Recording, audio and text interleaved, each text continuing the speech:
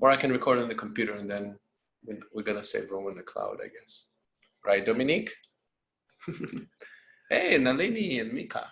Hare Krishna. Okay. So, study for some Srimad Bhagavatam. Yes? You might be able to turn this light on. You can turn on, yeah, sure. That works. Thank you.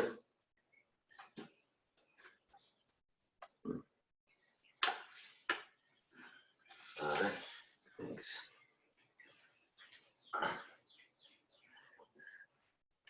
Hare Bol, Yato and Cipriani, Hare Krishna, Gaetano, Hare Bol. Hare Krishna. Hare Krishna, good morning. We're here. Yes. Okay. Om Namo Bhagavate Vasudevaya. Om Namo Bhagavate Vasudevaya. Om Namo Bhagavate Vasudevaya. Om Namo Bhagavate Vasudevaya. Om Namo Bhagavate Vasudevaya. Om Namo Bhagavate Vasudevaya. Hare Krishna, we're studying from Srimad Bhagavatam, Canto 2, Chapter 6, entitled Purusha Sukta Confirmed. It's March 20th, 2020, and we're in text 8 of Chapter 6, Canto 2. Text 8, yeah. All right. Apam Viryasya Virgasya Sargasya Varjanyasya Prajapate Pumsa Shishna Upastas Tu Prajati Ananda Nirvite Apamviryasya Sargasya Varjanyasya Prajapate Pumsa Shishna Upastastu Prajatyananda Nirvite Apamviryasya Sargasya Varjanyasya Prajapate Pumsa Shishna Upastastu Prajatyananda Nirvite Apamviryasya Sargasya Varjanyasya Prajapate Pumsa Shishna Upastastu Prajatyananda Nirvite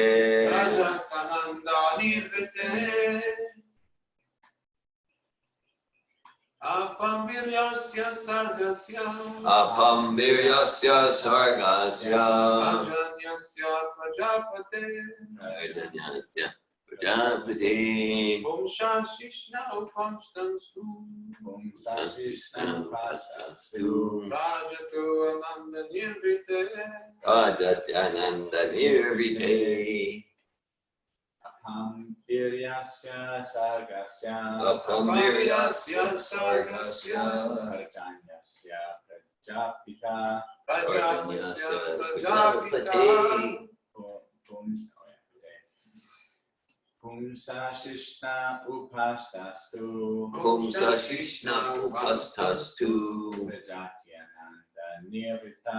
Prajatyananda Nirvite Upamvirasya Sargasya Varjanyasya Prajapate Pumsa Shishna Upastastu Prajatyananda Nirvite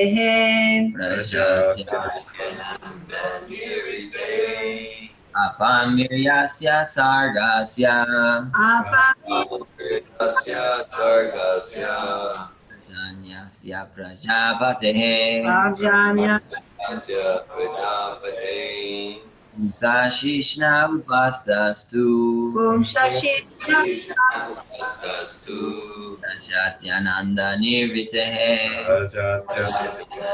nirvite Apamviryasya sargasya Apamviryasya Yasya sargasya Janyasya prajapate Bhajanya asya prajapate Ashishna upastastu Om Shashishna Astastu Jatyananda nirvite Advajananda nirvite. This is text 8 of chapter 6 of Canto 2. If anyone else would like to recite the verse. We'll go to the word for word. Hare Krishna. Apam, of water. Of water. Viryasya, Viryasya. of the semen. Of the seed. Sargasya, Sargasya. of the generative. Of the generative. Parjanyasya, Prajanyasya. of rains. The rains. Prajapate, Prajapate. of the creator. Of the creator. Pumsa, Pumsa. of the Lord. Of the Lord. Shishna, Shishna. the genitals. The genitals. Upastatu, Pastatu. the place where the genitals are situated. The place where the genitals are situated. Prajati, Prajati. due to begetting. Due to begetting. Ananda, Ananda. pleasure. Pleasure. Nirvrite, Everything. cause. Translation. From the Lord's genitals originate water, semen, generatives, rains, and the procreators. His genitals are the cause of a pleasure that counteracts the distress of begetting. Purport by His Divine Grace, A.C. Bhaktivedanta Swami Prabhupada. The genitals and the pleasure of begetting counteract the distresses of family encumbrances. One would cease to generate altogether if there were not, by the grace of the Lord, a coating, a pleasure-giving substance on the surface of the generative organs. This substance gives a pleasure so intense that it counteracts fully the distress of family encumbrances. A person is so captivated by this pleasure-giving substance that he is not satisfied by begetting a single child, but increases the number of children with great risk in regard to maintain them simply for this pleasure-giving substance. This pleasure-giving substance is not false, however, because it originates from the transcendental body of the Lord. In other words, the pleasure-giving substance is a reality, but it has taken on an aspect of pervertedness on account of material contamination. In the material world, sex life is the cause of many distresses on account of material contact. Therefore, the sex life in the material world should not be encouraged beyond the necessity. There is a necessity for generating progeny, even in the material world, but such generation of children must be carried out with full responsibility for spiritual values. The spiritual values of life can be realized in the human form of material existence, and the human being must adopt family planning with reference to the context of spiritual values and not otherwise. The degraded form of family restriction by use of contraceptives, etc., is the grossest type of material contamination. Materialists who use these devices want to fully utilize the pleasure potency of the coating on the genitals by artificial means without knowing the spiritual importance. And without knowledge of spiritual values, the less intelligent man tries to utilize only the material sense pleasure of the genitals. Are you hearing me? Sound check. Good. Nice. Glad to hear it. Om Gyanatimirandasya Gyananjana Shalakaya Chakshurandilitam Yena Tasmai Shri Gurave Namaha Shri Chaitanya Manobishtam Slapitam Yena Bhutale Swayamupakadamayam Darati Swapadantikam Vandeham Shri Guru Shri Uttapadakamalam Shri Gurun Vaisnavamscha Shri Rupam Sagrajatam Saganaragnatan Vitam Tam Sajivam Sadvaitam Savadutam Parijana Saitan Krishna Chaitanya Devam Shri Radha Krishna Padan Sagana Lalita Shri Radha Krishna Padan Vishkan Vishtam Vitams cha He Krishna Karuna Sindhu Dina Bandhu Jagatpate Gopisha Gopika Kanta Radha Kanta Namosvati Taptak Nagorange Radhe Vrindavaneshwari Vishabhanu Sute Devi Pranamami Hari Panchakalpati Yudhyascha Kripa Sindhu Devacha Atitana Avanibhyo Vaishnavebhyo Namo Namah Jai Shri Krishna Chaitanya Prabhu Nityananda Shri Advaita Gadada Srivasadi Gaura Bhakta Vrinda Hare Krishna Krishna Krishna Hare Hare Hare Rama Rama Rama Hare Hare Namo Om Vishnu Padaya Krishna Prastaya Bhutale Srimate Bhaktivedanta Swami Niti Namine Namaste Saraswati Deve Gauravani Pacharine Nirvishesha Shunyavadi Paschatya Desha Tarine Nirayanam Namaskritya Naram Charvinotamam Devim Sarasvatim Dasam Tato Jayamudiraya. Before reciting the Srimad Bhagavatam, which is the very end of conquest, one should first offer respectful obeisances unto the personality of Godhead, to Narayana Rishi, the supermost human being, unto Mother Saraswati, the goddess of learning, and unto Srila Vyasadeva, the author. Nasta Paresh Vabhadreshu Nityam Bhagavata Sevya Bhagavat Yutamashloki Bhakti Bhavati Naistiki Pamviryasya Sargasya Parjanyasya Prajapate Kumsa Shishna Upastastu Prajatyananda Niravrite. Hare Krishna. Okay, so Srila Prabhupada writes in the Bhagavad Gita that spiritual realization and sex pleasure go ill together. That's like a sutra, generally not going to be very popular, but basically, spiritual realization and sex pleasure go ill together. This is a basic fundamental principle.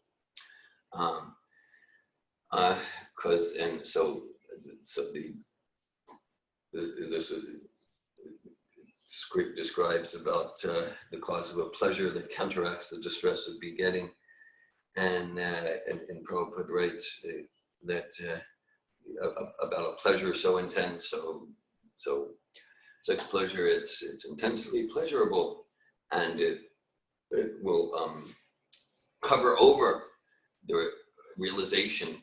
It'll interfere with the realization that I'm not this body, that I'm the eternal spirit soul. It will enhance the illusion. Well, it's described in the Bhagavatam. Pumsas. This is Lord Rishabhadev's teachings to his sons in the 5th canto.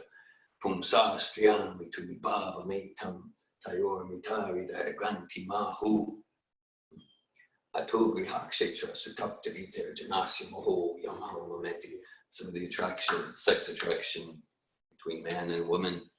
Okay, the male principle and the female principle, man and woman, and so that sex attraction, it enhances the illusion. I am this body, and this is my house, and these are my animals, and this is my car, and this is my bank account, and like that, and just like so that pleasure enhances that illusion, and it takes it just like after sex enjoyment, try to absorb into the Bhagavatam. It's difficult.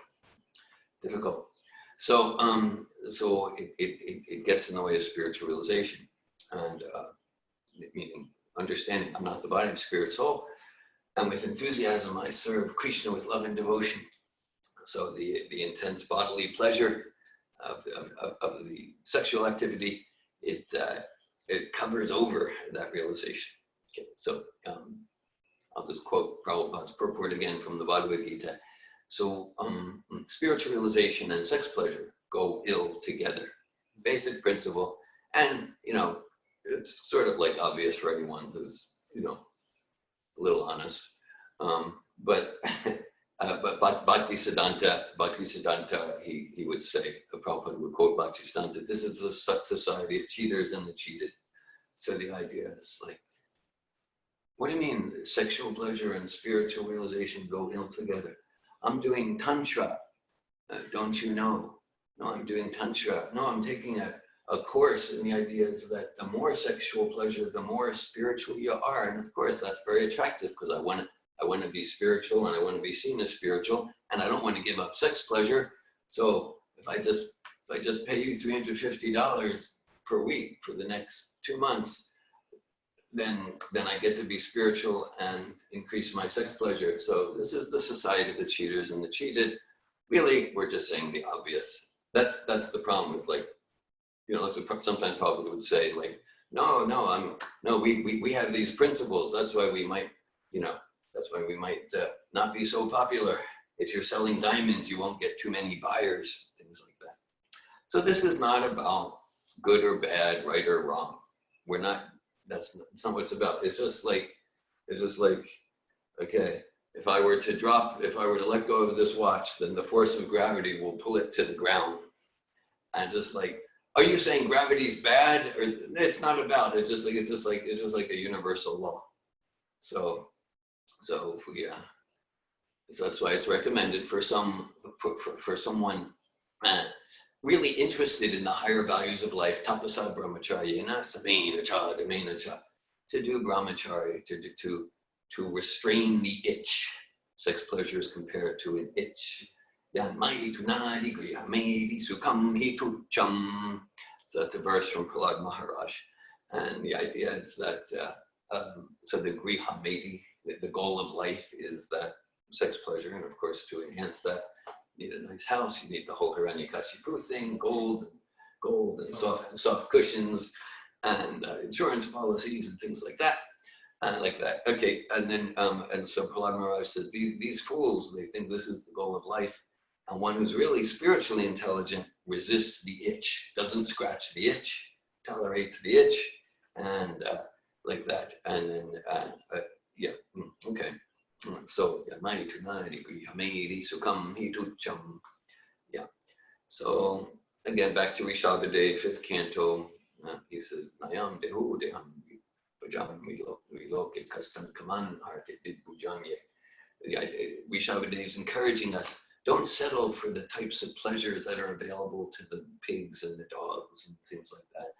Tapu divyam puchakina sattvam shujya jasmad brahmasakyam tvanantam. Rather, human life, don't scratch the itch and perform divine austerities to get that spiritual bliss. Because the word ananda is used here, and that's the sex pleasure. That's a material ananda, right? But that has a beginning and an end, and it creates a mess. I'm assuming this isn't like a shock to anyone. Okay, right? We've all created messes due to not controlling our desire for sex pleasure. Okay, I just, not that like I know each of you and all of your lives, but I say that with confidence. If someone thinks, no, it does not create a mess. What are you talking about, David Wolf? Then what that tells me is you have not conducted 80 Circle of Secrets arcs in the Safatov Advanced Seminar. You've not done it. Yes, so I've done it.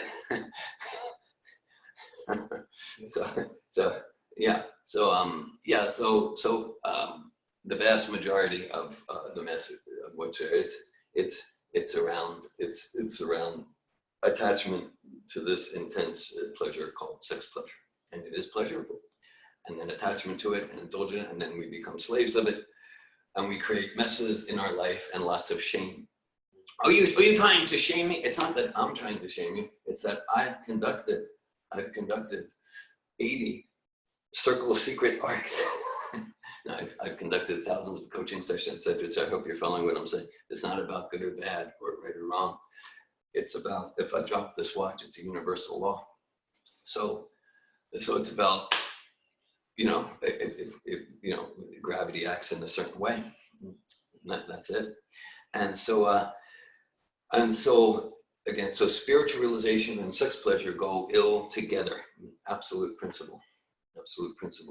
And so we can mitigate the mess, and that's what's described here. It's actually quite interesting. So like Prabhupada, he writes, a person is so captivated by this pleasure-giving substance that he is not satisfied by begetting a single child, but increases the number of children with great risk in regard to maintaining them simply for this pleasure-giving substance. So Prabhupada is speaking about a very high level there. Now he's actually speaking critically about that very high level. Prabhupada is speaking about those who engage in sexual satisfaction only within marriage and only to have children. And Prabhupada, well, the Bhagavatam is emphasizing what a mess that is. Now, if you're following what I'm saying here, in other words, that's very dharmic, that's very virtuous. That would be a standard that like pretty much no one on the planet, follows like that. But what the Vedas saying, like, well, even at that standard, which is the dharmic sattvic standard, it's such a hassle. And the idea that one follows that standard and then after 25 years gets, okay, finished. And again, it's not about good, bad, right, wrong.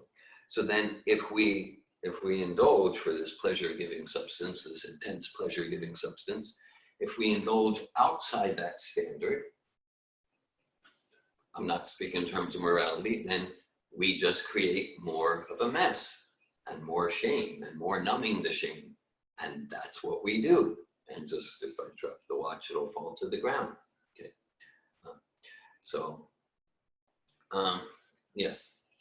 So it's given that, like, all right, so the idea to cultivate a spiritual realization that we're not the body, we're eternal spirit, soul, we're servants of Krishna. And the recommendation is to just not scratch the itch. Not scratch the itch, give it up. And engage, Tivrina Bhakti Yogena Yajita Pushapura, engage intensely in Bhakti Yoga and devotional service. Sure. Okay. But the idea is then, okay, but I'm just not on that level to not scratch the itch at all. Like, that's not real for me. And like, for example, in the 8th canto of Srimad Bhagavatam, in the pastimes of Gajendra, and there's a section, purport, and so we have Gajendra Das here participating. Wow. So Gajendra, he's an elephant on the heavenly planets, and he's cavorting in its heavenly gardens, like nicer than the parks here. He's in the lake and he's in the pond and he's got his she elephants and they're having a great time.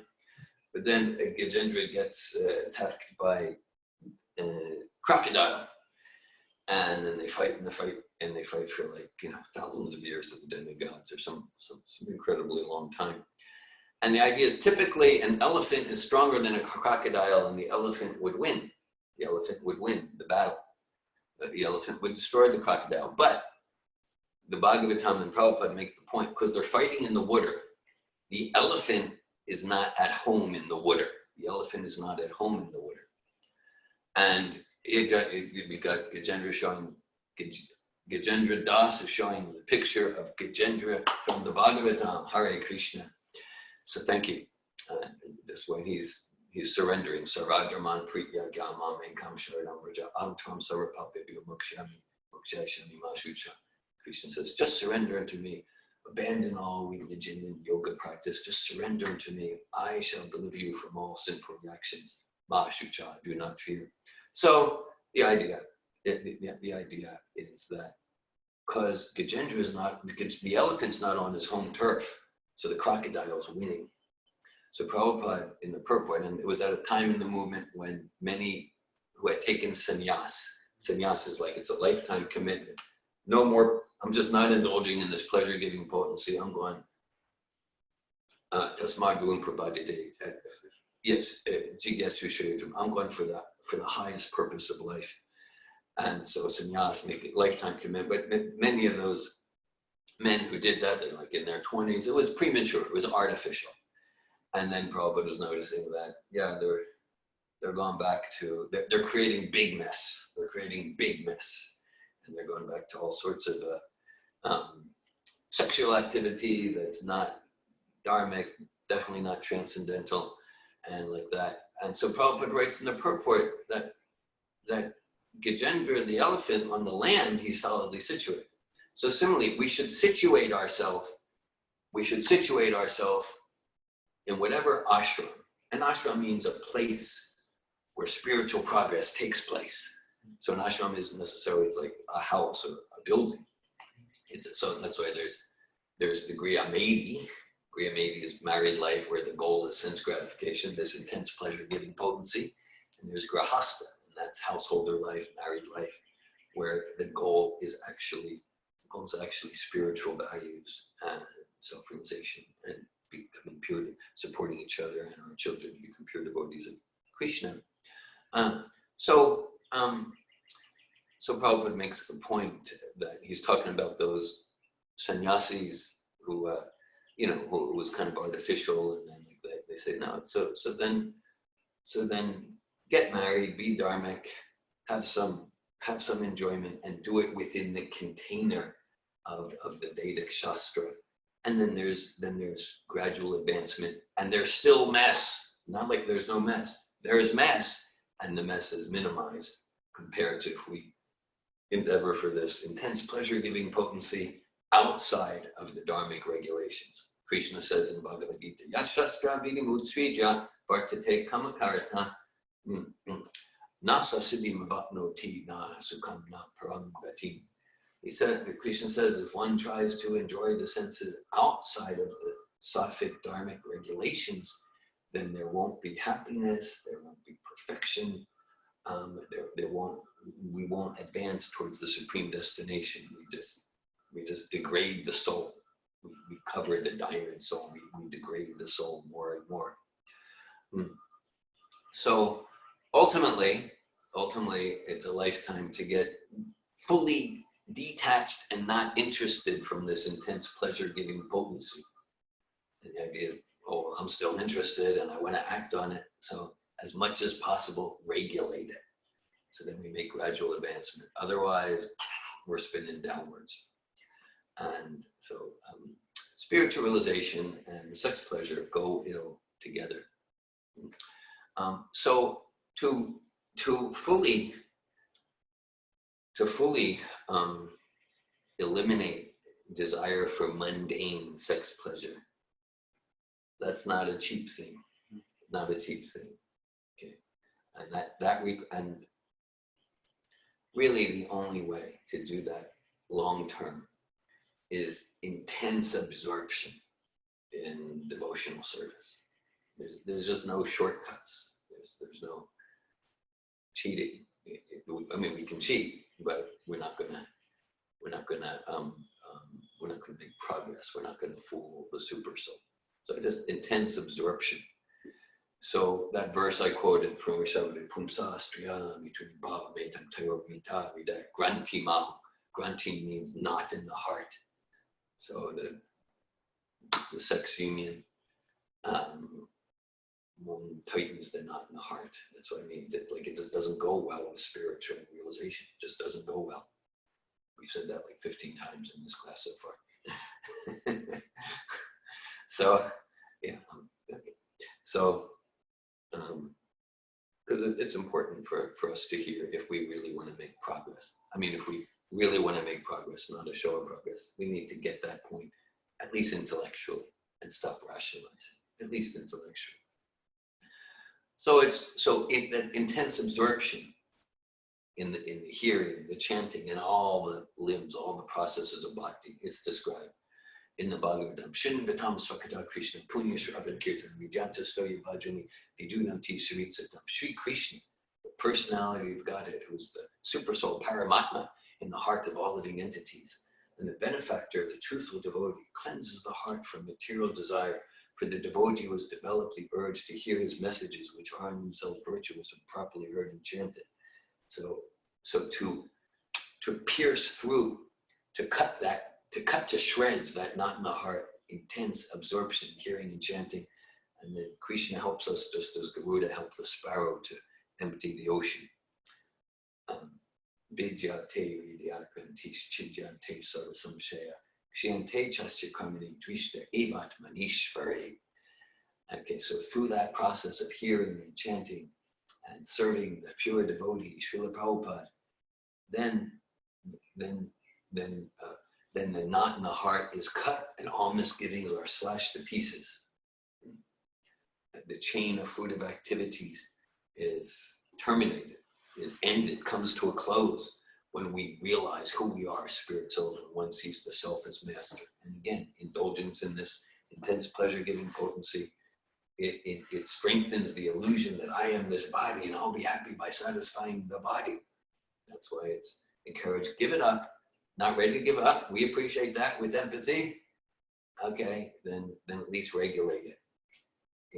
Regulate it in a way that's guided by spiritual authority. What's that? Ashram. Ashram, a true ashram. Yeah, right. Yes. So it's described. Nasta Prayeshva Bhadreshu Nityam Bhagavata Sevaya Bhagavat Yutama Shloki Bhakti Bhagavati Naishti. By doing what we're doing, that's encouraging. By regular attendance in classes on the Srimad Bhagavatam, and by serving the pure devotee, by serving the person Bhagavat, and by studying and discussing the book Bhagavat, all that is troublesome to the heart, like especially attachment to this pleasure-giving potency described in this verse, all that's troublesome to the heart is almost completely destroyed. That's the way the verse is translated in some translations. And thus the spirit soul, the devotee develops an attraction for loving devotional service to the transcendent Lord, who is praised by the choicest verses of the Vedas. So all that almost completely destroyed, that's actually encouraging, because the idea is that we can become steady. We can become steady, even if all our nartas and material attachments aren't completely gone. Still, we can become attached to devotional service. So it's not all or nothing. And if we stay steady on the path, Tada Rajas Tamo Bhava Kamalabhadayasche Jitai Ter Navidam Stita Sattve Prasidati. And thus, when devotional service is irrevocably established in the heart, meaning, I'm still just, my mind's disturbed by this, and I still want that pleasure-giving potency intensely, and this and that. But whatever, I'm going to continue steadily in my devotional service, and thus we do gradually. Well, it doesn't have to be gradual, but for most of us, it's a gradual process. We become free from the effects of nature's lower modes, such as lust, greed, anger, material desire. Thus, the devotee is situated in sattva and becomes completely happy. Evam prasana manaso bhagavat bhakti yogata bhagavat tattva jigasa mukta sanyasya jayate. Thus established in goodness, one whose mind has become enlivened by contact with this devotional process, attains positive scientific realization of the Supreme Personality of Godhead in the stage of complete liberation from all material association, and thus the knot in the heart is pierced. So we have the opportunity in this human form to be sincere, to give up attachment to the same pleasure-giving potency that other species are attached to. And it's not a cheap thing. It's not a cheap thing. It requires intense sincerity. Okay, I'll read this verse again. Apam viryasya sargasya parjanyasya prajapati pumsa shishna upastastu prajetyananda nirvite. From the Lord's genitals originate water, semen, generatives, rains, and the procreators. His genitals are the cause of a pleasure that counteracts the distress of begetting. So, Hare Krishna, thanks for your attention. Thanks for your presence. I welcome any comments or questions. Question. Ladini. So just yesterday I spoke to a friend about sex life and spiritual life. Yeah. And the question she had, and that's my question now, is like the sexual energy, like doesn't necessarily go away when there is no sex life. And also because she studies a lot of chakra thing and things like this, it's like from that philosophy, it's like a healthy base for a whole healthy body. And also, and she didn't necessarily argue that you have to have a sex life, but that, like, I'm thinking of like Shri Bhaktisiddhanta, he didn't give a drop of sperm in his life, and then it's described that the sperm is like going up through the spine to the brain. So there's like happening automatically, or is there a process or like that? Thanks for your comment and question, Ladini Shakti. Thank you. Yes.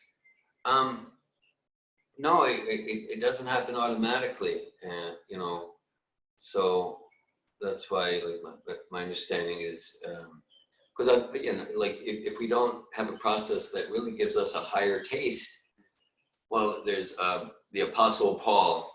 He said in one of the books of the New Testament, he said, better to marry than to burn. Meaning, yeah, like if we just refrain, it could be like, don't think of a pink elephant flying to the moon. What? Okay, so don't think of sex, don't think of, you know, so then we just burn. And then, so Paul, I'm not citing Paul as an authority necessarily, but it's a good quote. Better to marry than to burn. Because if we're burning and not marrying, we create a big mess in society. That's first chapter of Bhagavad Gita. Right? So then, so it's not automatic that it becomes spiritualized. We need to cultivate that higher taste and no, it doesn't automatically go away. So the process is transforming that material lust towards true spiritual love. And now that's not a cheap thing, and that's why in the, you know, it requires austerity, because we want to indulge the material lust. So what's that? I think the question was more like if it is at all desirable for the sex energy to disappear. And like from my understanding of like the sperm going through the spine to the brain, it doesn't seem like it's like desirable for the sexual energy to disappear, but be transformed. And then the question is if that happens automatically, or like if Shri Bhaktisiddhanta is like aware that like he's doing that with his sperm like that. Yeah, well, yeah, we don't really talk in terms of disappear. We talk in terms of transform, so that material lust is transformed to enthusiasm or greed for devotional service. Okay, so then I have last question to that. So like I have like practically close to zero sex desire. So I have nothing to be transformed to love, because I also have practically zero of love. Yeah, well, you know, so, you know, I'm not in your psyche, but, you know, just like we could say, you know, it's like, you know, I don't know what's happening for you. I'm not claiming to. I'm speaking about philosophical principle. Feels like we could say, a child has no sex desire. They're innocent and pure. And a 6-year-old, 4-year-old, they're innocent and pure. A child has no sex desire. Well, it's not really true. They got lots of sex desire, and it's latent, it's dormant, and it will be manifest as things unfold. And as things unfold. So there could be like periods in life where like, I'm really not thinking about like having sexual intercourse or like that. Okay, so I have no sex desire. I'm spiritually liberated. Maybe. At the same time, might there be something latent that certain environments can bring out? So, I mean, this is something for me to look at. And so this like, yeah, so there could be times where, yeah, I'm not even meditating on having sex. Does that mean, because of course there's also subtle forms of sex. Desire for adoration, desire for profit, desire to be famous, desire for control. These are subtle forms of sex. And even if we think, okay, well, I guess I'm advising caution. I'm advising caution. Because like, you know, like we can think of, maybe it's right now in our life or certain times of life. No, I don't even think about sex. It doesn't even come in my dreams. I'm not even thinking about sex.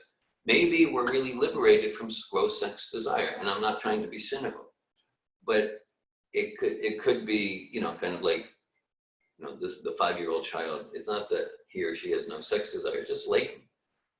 But so maybe as life unfolds and certain circumstances unfold, latent sex desire, gross sex desire that I'm not conscious of right now is going to manifest. And so let's just be cautious and see might there be truth in that.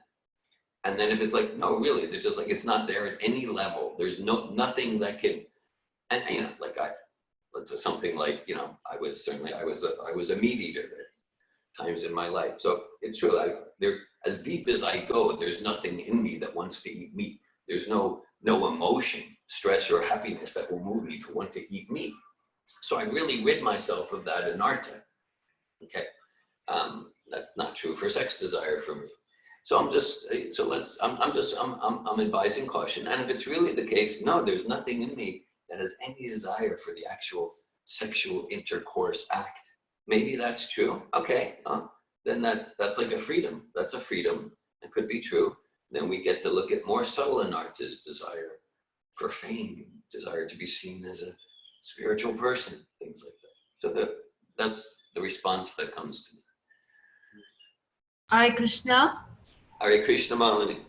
I'm thinking of what you're saying, Ladini, about the rising. It's a rising of the Kundalini, and it's a yogic principle. And it's not that the Bhakti yogi needs to follow the process of the yogic principle. The Bhakti yogi can transcend that. He doesn't have to go through those stages. Yeah? So the Bhakti yogi is going to have sex desire, or he's going to have anger, or having, and then the Yukta Vairagya is to use that propensity, to use those energy in the service of the Lord, not necessarily, you know, like to use them to the elevation that the yogi do by rising the Kundalini. It's just a different process. You know, like the yogis, they choose when they leave their bodies, they can meditate. And practically this process in Kali Yoga is impossible to succeed in. So that rising of the Kundalini, I believe it's the same thing in Kali Yoga, whatever people say, it's not accessible to us. So to aim at that is kind of a deviation from the process of Bhakti Yoga, which is like, wherever I am at, I'm going to use those propensities, those energy in the service of the Lord. I'm going to by having those desire or by having not those desire, I'm going to humble myself. I'm going to humble myself and surrender to the Lord. Whatever it is, we can always use whatever it is to surrender to the Lord. There is no impediment, no material impediment to devotional service. Thanks for that. Yeah, like, yeah, the Kundalini, the energy, I mean, these are real things. That's why at the beginning of class, I made what some might call a skeptical, joking comment about, you know, Tantra. Tantra is a real thing. It's there. And at least 99%, if not 100% of what's going on in the name of Tantra. No, have sex and it's spiritual and just pay me $1,500 and you like that. At least 99%, if not 100% of what's going on the planet in the name of Tantra is just ignorant of the actual Vedic Tantra process, and that's just a fact. And it's like, no, but there's a center in Gainesville that's the real thing. Good, go for it, see how it goes, you know.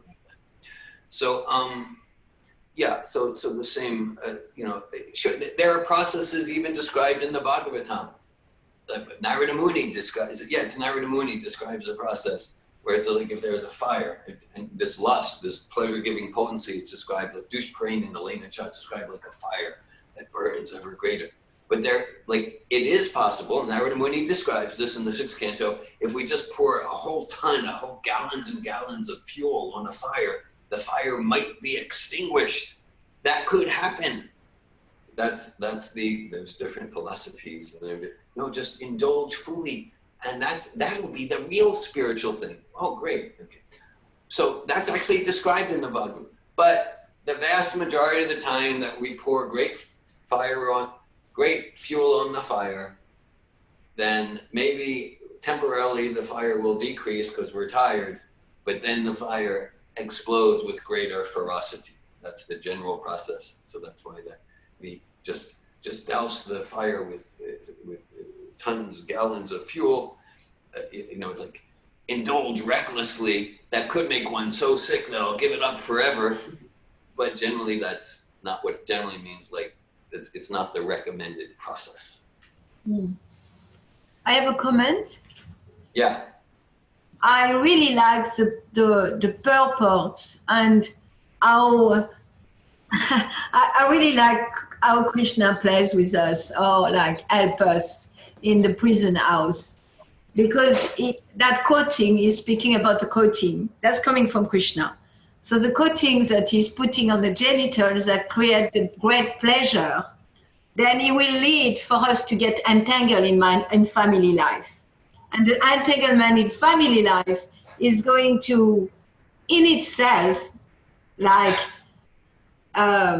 extinguish the fire of desire for pleasure. Yeah. So it's so scientific. It's very scientific. Yeah. So scientific, so benevolent. It's so amazing how Krishna created the world. And Prabhupada said, and it's perfect as it is. But then if we try to counteract, like, okay, let's not have the reaction of having sex. Let's take things that will create that I'm not getting pregnant, or like try to enjoy the coating without being in the systems that's naturally created by the Lord.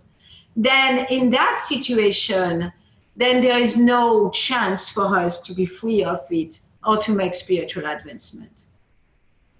Thanks for expressing that eloquently. Yeah, thanks for that.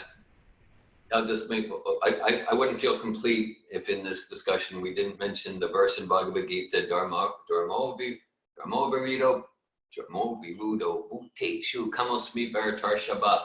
Krishna says, I am sex pleasure that is for virtuous purposes. And those virtuous purposes are within marriage to create a Krishna conscious child. Then we can become reactive. What is he saying? That it's not about right or wrong. It's just like, as Malini's saying, if we indulge in that intense pleasure outside of that dharma, then we're just going to create a bigger mess. No, I don't believe you. Well, then you run 80 Circle of Secrets in the advanced course, and then you'll agree with me. Hare Krishna. Brielle. Hare Krishna, thank you for the class. I guess I just keep thinking about how the modern woman like stands no chance in this day of age, because it just seems like there's no like I look at myself, and I come from a very Maya background with sex and sexuality, and for the past like year and a half, 2.5 years, I've been really chaste, and it's been special. And at the same time though, it's like I'm damaged from that. Yeah. And like most modern women are like in a similar or worse case as me. Yeah. And then once we're damaged, it's like it just seems almost irreparable. And like I think how most modern women don't have the same support structures I have. Like I have you and Malini and Nalini Kanta Prabhu and like spiritual association and like Sattva skills and like I look at myself and I consider myself like how in the situation I'm in right now, like in some ways I see myself failing miserably with all of this support structure. So it's like the modern woman like stands no chance, it feels like. And like how you guys designed in a way where it just seems like the ship's going down. I don't know. It's I consider myself, I feel an inner sense of responsibility to like learn how the modern woman can support herself given the context, and it just seems really dismal. Thanks for sharing. What is dismal? Dismal means bleak, kind of depressing. Thanks for sharing your dismal comment, Brielle. I'm just kind of can only agree with you. Yeah, from any sort of material calculation, like, yeah, we can all say, well, it's also true for the modern boy, teenage boy too, and then it's true, but you know, women, in some sense, women have it especially hard. They're especially susceptible, even more so, to be exploited. I mean, so that's true. So it's true. I'm agreeing with you, and I mean, I guess like the best that comes to me is, so for the modern or post-modern or even worse, postmodern woman, because with modern, you kind of got some dharma in there. With postmodern, it's all thrown out the window, really. It's like, okay, so kind of like, yeah, I'm damaged and I'm like that. I'm reminded some disciples came to Prabhupada and they said, well, Prabhupada, you know, before we came to you and your movement, we took a lot of drugs and we damaged our brains. Can that be, you know, can that be healed or restored? And Prabhupada said, no. But you can go back to Godhead anyway. No, but you can go back to Godhead anyway. So like from wherever we're at, whatever we're bringing, whatever distorted, perverted, twisted, wherever we're coming from, engage as intensely as possible in this transcendental process. And to whatever extent we're not engaging in the transcendental process, do our best with guidance to engage at least in some reasonably sattvic dharmic ashram. And as best as possible, without trying to artificially transplant the Vedic age from 5,000 years ago to today, without trying to artificially do that. Just, you know, so yeah, but Srila Prabhupada came to this kind of twisted land, twisted minds, twisted histories. And it's getting worse since 1965. It's getting worse.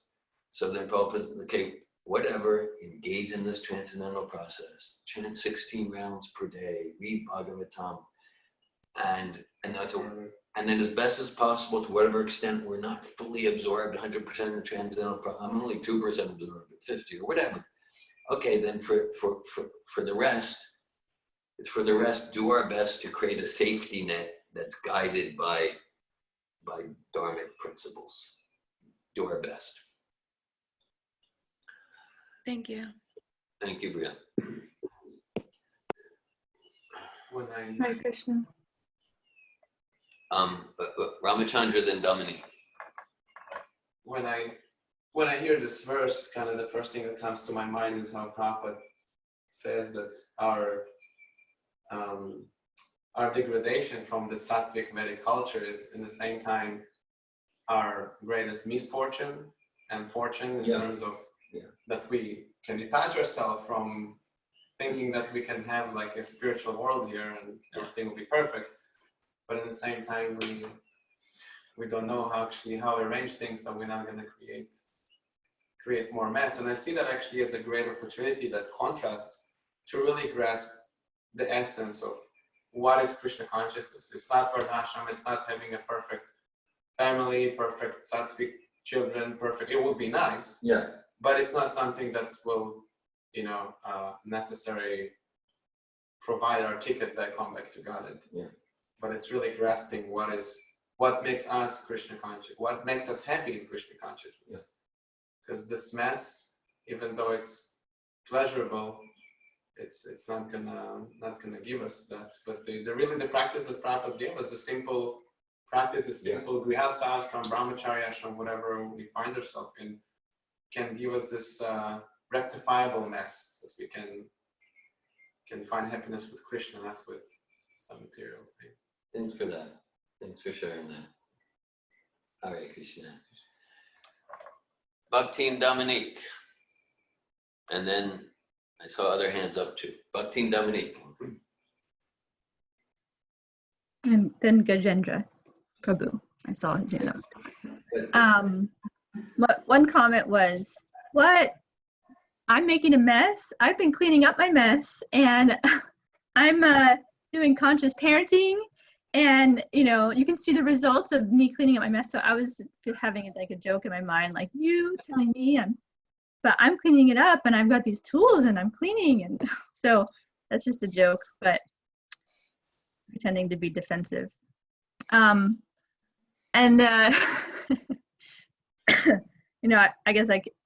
I guess there's a part of me, or we could be really prideful of like our tools and our consciousness. Oh, I'm conscious, I'm conscious. Like, at least I'm being conscious. And, it's just a story I could tell myself. Meanwhile, there's messes still like being created. Like, I'm actually do still create messes. Anyway, my other comment was last week, I think, I don't know exactly, but last week was Gaura Purnima, March 9th. That was that last week or the week before? I think it was last week. It was last week, yeah. 11 days ago, yeah. Yeah. Last week I had 2 long days of intense devotional service. We hosted a 9.5-hour Gaura Purnima festival at our home. And then on March 14th, Gaetano and I cooked for the advanced seminar spiritual roots program, and it was really long hours for both those days, and I felt so like all the previous, like even just identifying with Dominique the character and all of my stories and the dramas and what I'm stressed about, what I'm overwhelmed at, like all of that completely left my consciousness. And I had this feeling of like I was with Mother Madhavi in my kitchen for Gaura Purnima, and the way that she was acting, I was trying on, she had extra recipes prepared, like more recipes, and we had time. We were going to keep going with other recipes and other material, like other whatever else we had. And I was like, okay, I'm going to add like a whole extra dish I didn't have in the menu. It just kept going. And I was like, well, I can make this. I'll just keep making things all day until it's time for to serve the Lord and have a feast. And I tried that on this like extra enthusiasm. And same with the philosophical roots program. I kept wanting to make it more and more special. It was like just a taste of intense devotional service. And afterwards, both those days, I was like, I want to live like this. And I thought, this is good for me. I'm sure it's good for everyone. But I thought, this is especially good for my to be engaged really intensely. Yeah. And the intent, I just really resonate, with intense devotional service and how it transforms material desires. Yeah, you have experience of that. You have experience that, and that's it. And because many of us here, we had experience months or years in an official ashram, and then like there's a structure for intense devotional service, and some here you've not had experience in an ashram, and I'm not saying that you missed out, because you it's a different taste, and it's like your opportunity, because there are many who maybe they had life years in the ashram, and then when the ashram isn't there anymore because they get married or there's corruption in the ashram and it's not a real ashram and different things happen, we all have our stories like that. But the idea is, but then they're weak. because their deep Krishna consciousness was dependent on the ashram structure. And then I'm on my own. It's like, oh, and I give it, and then they stop chanting around, stop reading Bhagavad Gita, stop going to morning program because they're weak. Whereas those who don't have an ashram experience, you have the experience. I can say for sure you're a lot stronger than many who had a lot of experience in ashram. Okay, I'm not saying that to become proud, but just so your opportunity is to create more and more of those days of 18 hours intensely engaged in direct devotional service, prasad, Hari Nam, chanting, hearing, extra rounds, Bhagavatam, extra classes, etc., etc. To create that service, to create that, and Prabhupada has a purport in Bhagavad Gita where he says one is responsible to arrange their life so that they can be Krishna conscious 24 hours per day. So, so we all have some taste of that, and you're sharing just in the past week and a half, you had at least those 2 days where it was just intense engagement. It was like, it was an extra stretch. And the more preparations, I thought I was going to get to rest after that.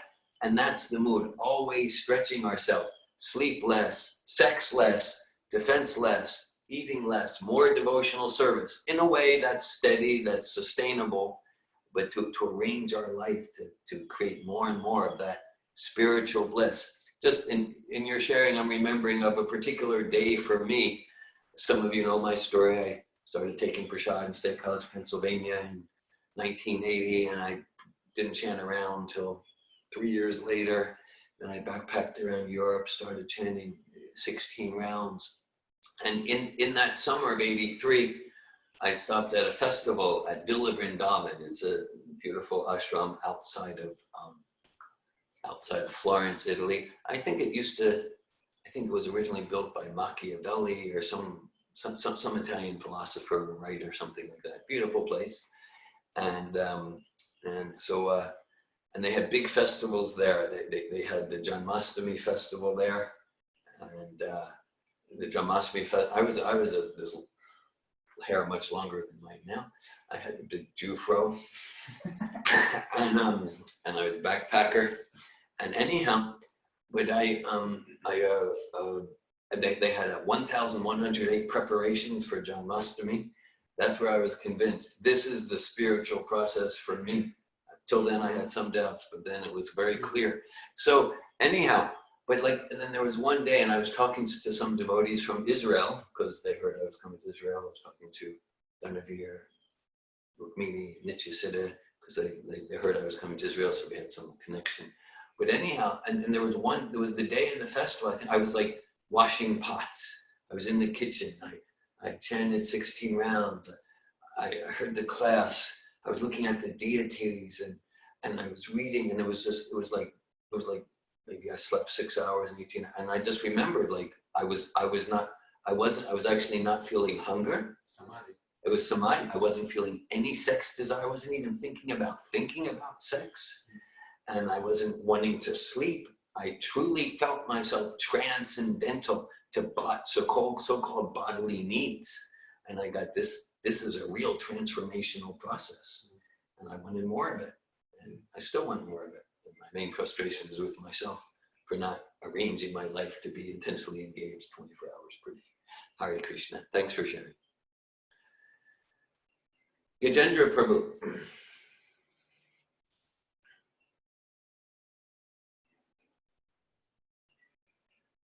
You're on mute. You're on mute. Okay. Hare Krishna. Thank you. Of course, leaving me on mute might have been the better course of action, but now you blew it. So, I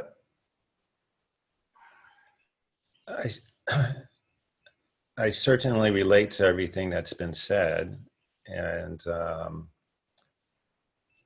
I relate to it as being true based on my experience and, like you say, sitting in the ark, the experiences of others. What's you know, a lot of times when things are discussed, sometimes we discuss them in very sort of, to discuss them very clearly, to be clear as to the point. Sometimes they're discussed very narrowly without a lot of nuance or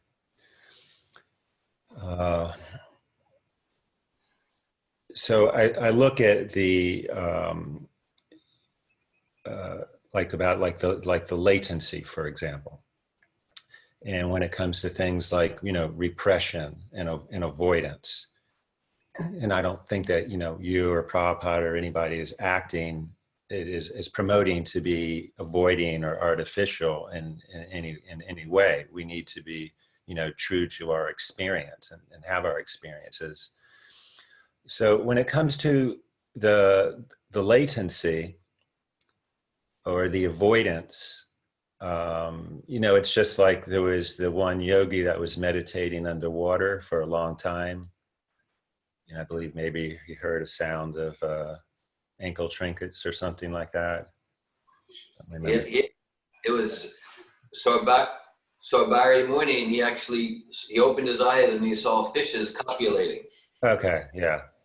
So it's you know, the avoidance is or the repression, the latency, whatever has to it's there, and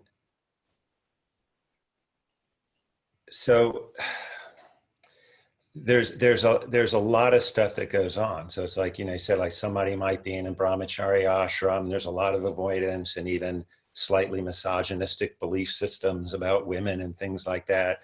And it's great. It creates a certain type of container for experiencing devotional service.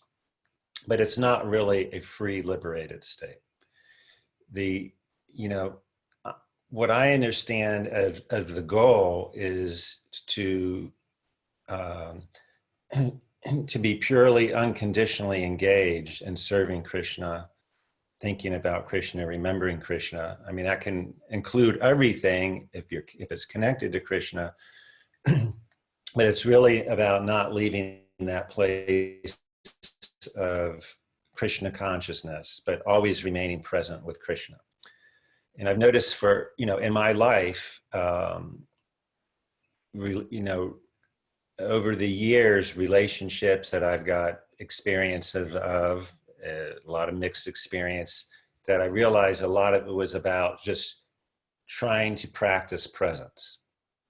And in the course of that, oh my God, you know, if I avoided that area in particular, I have a sense that there would have been a lot of just avoidance and latency.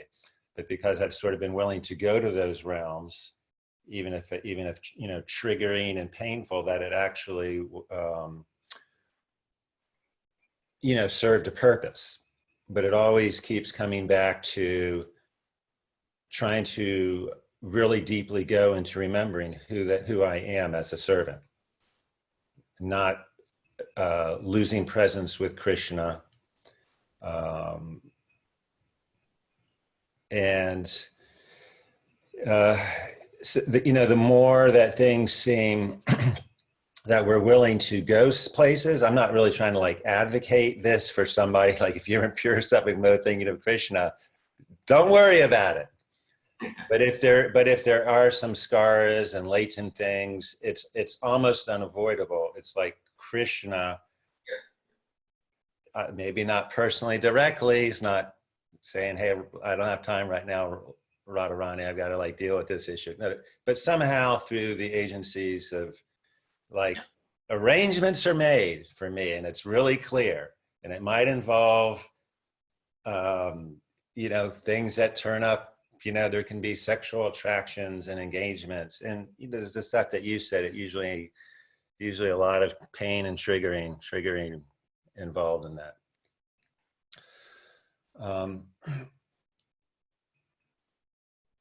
So it's like, you know, when I hear what was read today, when I hear this verse, I accept it with agreement. I don't feel like frustration or anger or no, this is wrong or I need to defend some other thing. But at the same time, I'm really not wanting to, avoid anything in life. Like I lived in an ashram once upon a time. I've actually been very cold and cruel to other people. I've hurt them in the name of my spirituality. And so I'm a little bit of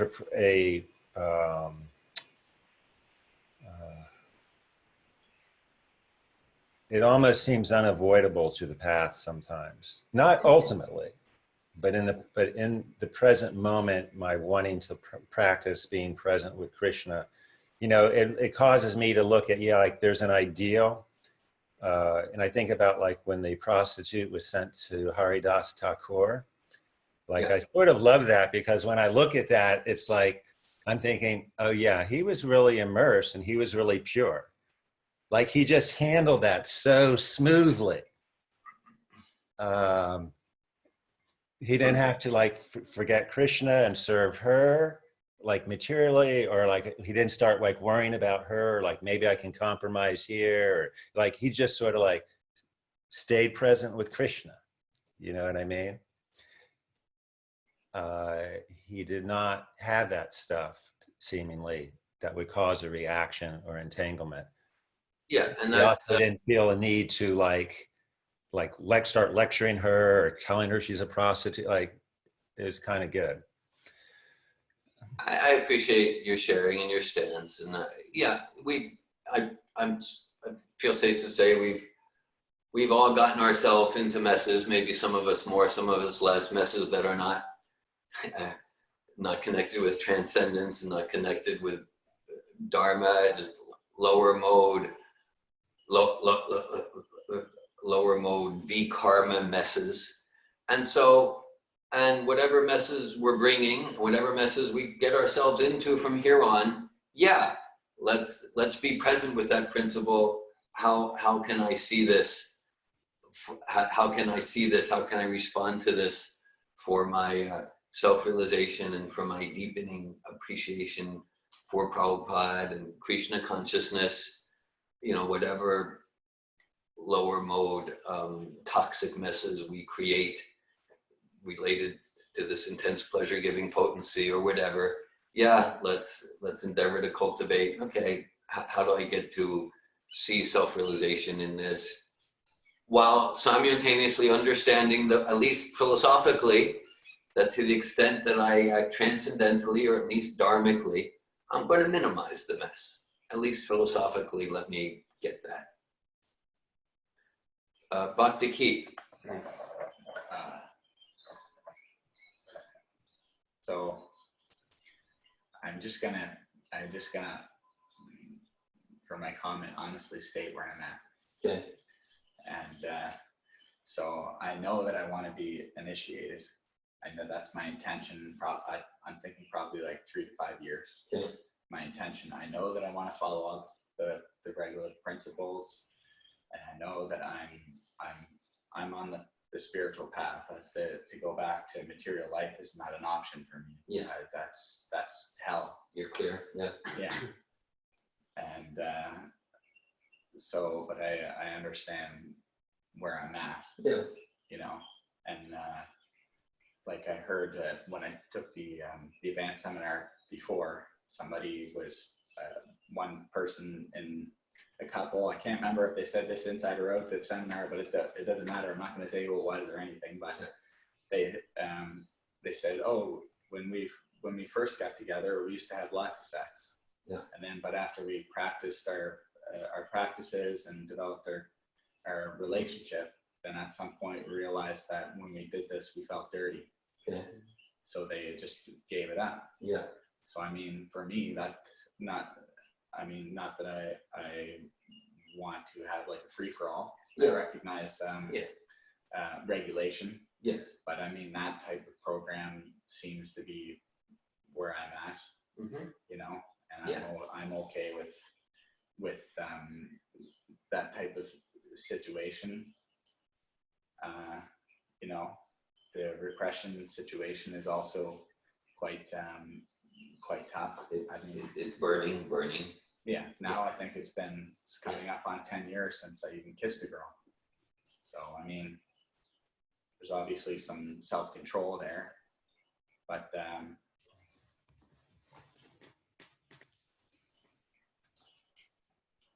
yeah, I mean, it just I know what the standard is, Yeah. and I know where I want to be, and I know where I'm at. To me, that's the best that I can do, right? Yeah, well, it sounds very aligned with this verse, and just like, you know, the Prabhupada said about Gajendra the elephant, the idea was, okay, like if your best situation to fight Maya is in wholesome married life, then don't pretend to be renounced. Krishna says to Arjuna, don't repress. What can repression accomplish? Don't be a pretender. And so I hear you're very clear. You want to increase your sadhana, come to the point where you're eligible to get formal initiation, and you're clear. You're not sannyas material at this stage, and that's very humble, healthy. So then, like, okay, so look for a woman, get married, and have sex. Do your best to raise your children in Krishna consciousness, and that's this verse. That's like you're not pretending to be more transcendental and intensely engaged in devotional service than you are, and so there's a structure for that. It's called the Grahastha Ashram, and you know that's for you. That's you. That's the elephant on land. That's your strongest position to fight Maya. The elephant in the room. Yeah, I know. I see the mess. I know it's there, and I know it sucks. But I'm still like, I am where I am, and yeah. So why? What's wrong? What's wrong with it? You know? Nothing wrong. It's recommended. Yeah. Hare Krishna.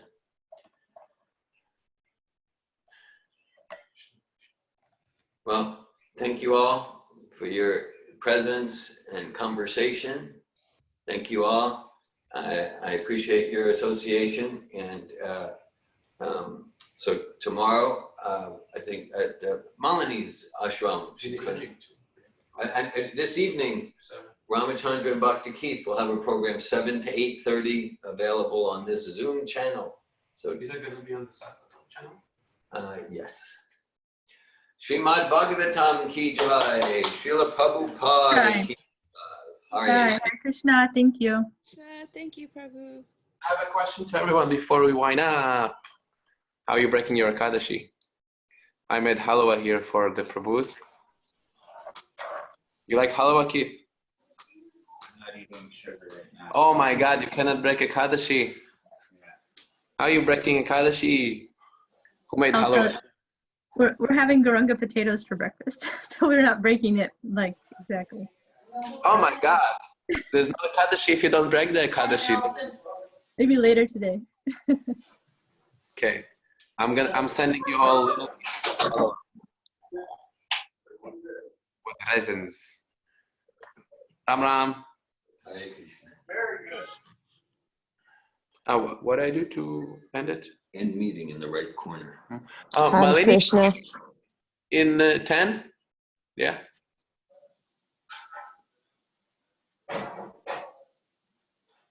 Okay. Hare Krishna. Ramachandra wanted to speak with me. What does he want to say? Just confirming that you're meeting at 10. Yeah. Are you going to call me? You call me on, how are you calling me? Facebook? On Facebook? Okay. Good. Look forward. Hare Krishna.